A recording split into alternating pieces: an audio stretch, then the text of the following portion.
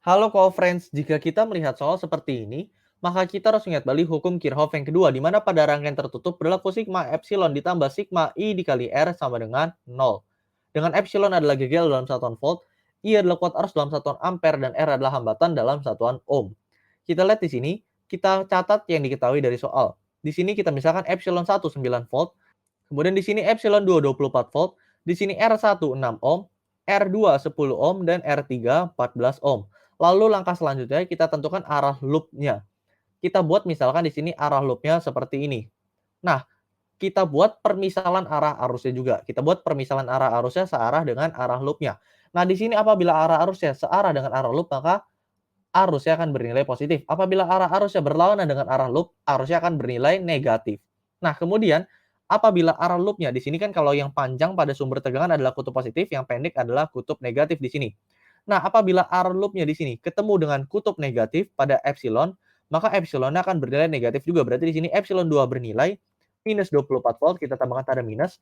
Apabila dia ketemunya dengan kutub positif, contoh di sini pada epsilon 1 setelah diputar dia ketemu kutub positif, maka epsilon 1 akan bernilai positif 9 volt. Nah, langsung saja kita terapkan hukum Kirchhoff yang kedua. Karena rangkaian seri berarti kuat arus yang mengalir pada setiap komponen pada rangkaian seri besar adalah sama. Dan ditanya adalah beda potensial antara A dan D, yaitu VAD di sini. Nah, untuk mencari beda potensial antara A dan D, rumusnya adalah sigma epsilon ditambah sigma I dikali R. Nanti kita bahas lebih lanjut. Kita gunakan hukum Kirchhoff yang kedua untuk mencari kuat arusnya terlebih dahulu. Sigma epsilon, hanya ada epsilon 1 dengan epsilon 2, kemudian ditambah kuat arusnya sama, berarti I dikali R1 ditambah I dikali R2 ditambah I dikali R3, baru sama dengan 0.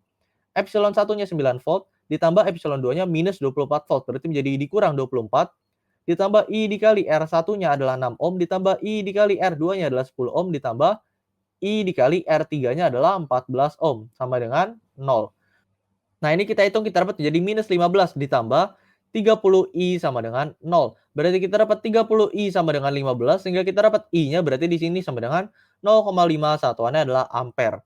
Nah, untuk mencari VAD antara titik A dan D, kita lihat antara titik A dan titik D di sini. Karena kuat arusnya positif, berarti arah arusnya sudah benar. Antara titik A dan D kita lihat hanya ada R1 di sini sebesar 6 ohm. Berarti tidak ada epsilon, maka di sini epsilonnya tidak perlu, langsung saja ke I dikali R1, yaitu yang 6 ohm. Maka I-nya kita masukkan 0,5 ampere dikali R1-nya adalah 6 ohm, kita dapat VAD di sini sebesar 3, satuannya adalah voltnya terletak di opsi yang B. Sampai jumpa di pertanyaan berikutnya.